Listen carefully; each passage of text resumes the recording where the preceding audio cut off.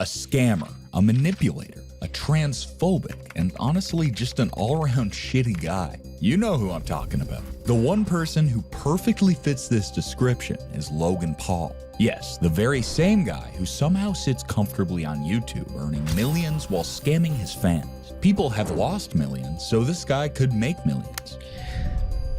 For the last 6 months, I've been working on my own NFT project that I believe is going to change the game.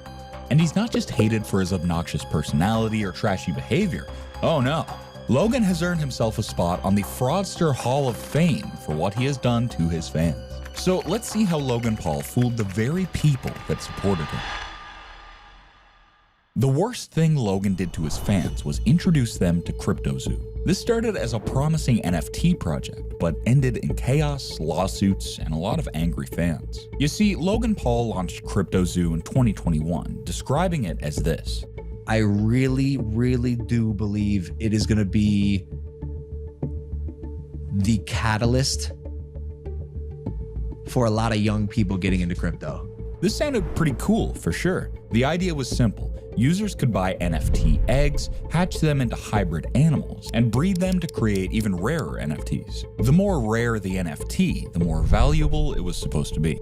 And that's releasing a set number of unique assets, each with different characteristics, and you're kind of crossing your fingers, your project pops off, right? CryptoPunks, there's 10,000.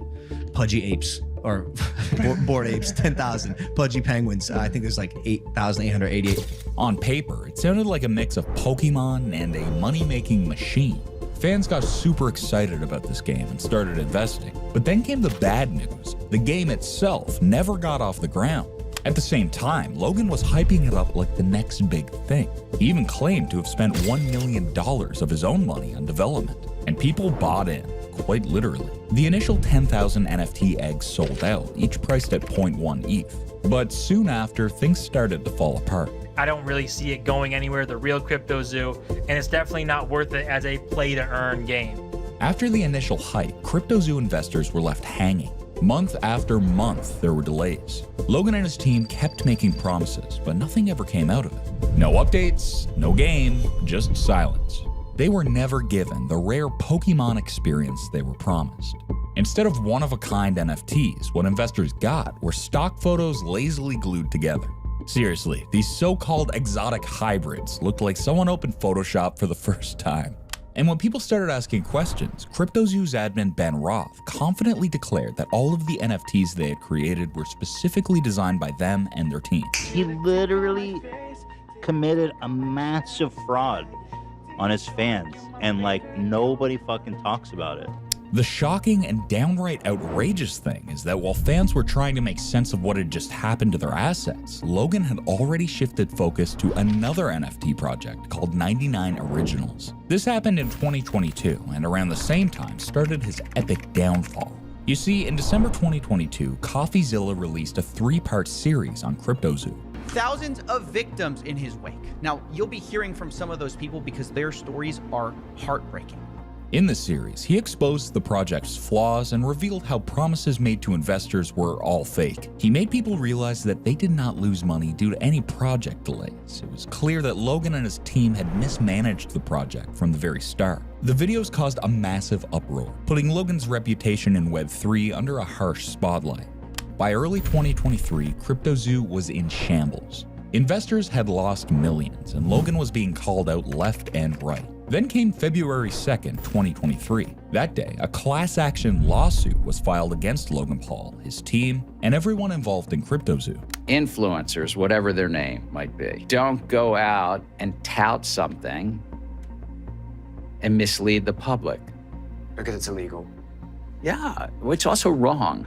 The allegations included fraud, breach of contract, and unjust enrichment, among others. The lawsuit claimed that CryptoZoo had marketed itself with false promises, tricking people into believing that they would get valuable rewards. In early 2024, after over a year of public backlash, Logan finally addressed the issue. He launched a buyback program, promising to refund 0.1 ETH per NFT to holders. He claimed that the money would come out of his own pocket. This seems like a noble gesture on the surface, but it did not erase the fact that people had lost much more than the purchase price of the NFTs. Many had invested in the project with hopes of big returns, only to watch their money disappear. But don't fall for his empathetic statements and hollow apologies just yet.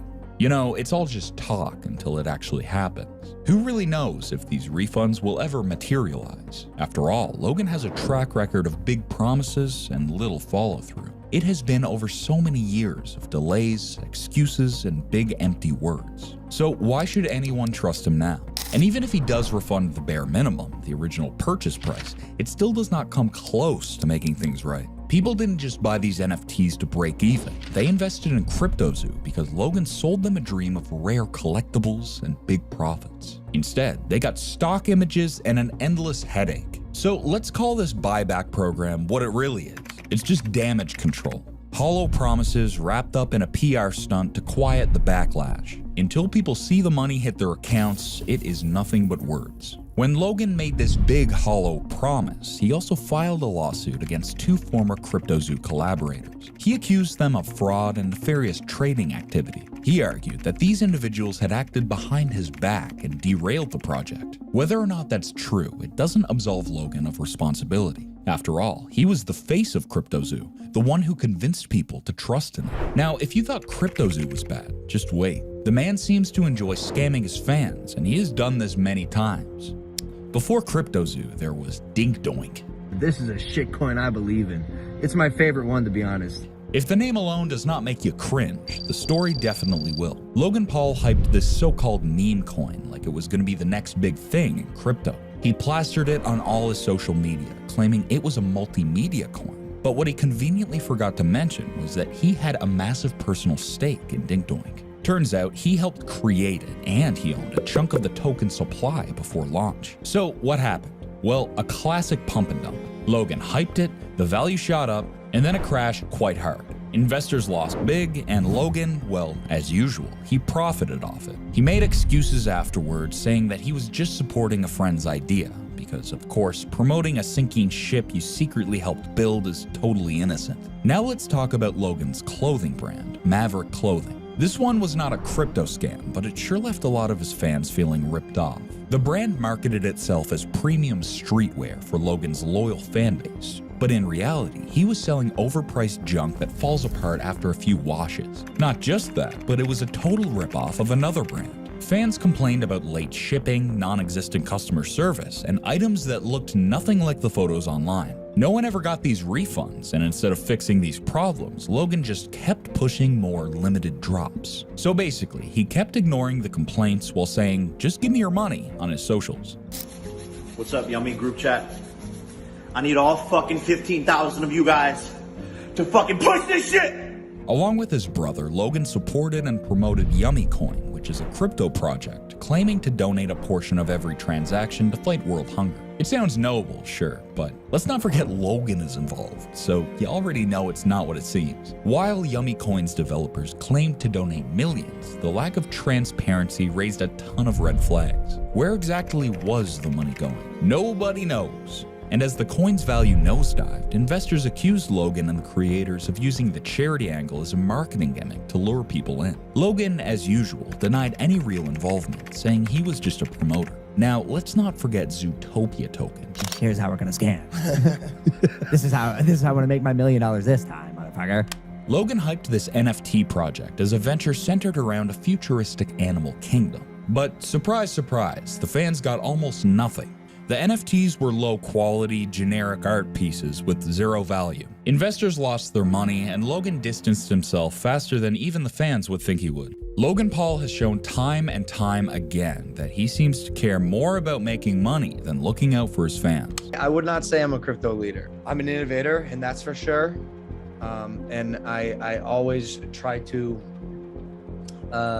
take a model that is working and do it just a little bit better, which is what I've gotten really good at. If you look at what he's been doing in some past years, he follows a pattern. Hype something up, cash in, and then leave everyone else to deal with the mess. And somehow, he always finds a way to avoid taking the blame. By now you'd think that people would have figured it out, but apparently they haven't. He could show up tomorrow with a brand new fake venture, flash that same smile, and somehow still reel people in. Now, I really want to know, what are your thoughts on Logan Paul as a person? Why do you think people keep trusting him? Tell me your opinions in the comment section below. And while you're here, don't forget to subscribe for more videos like this one. Goodbye.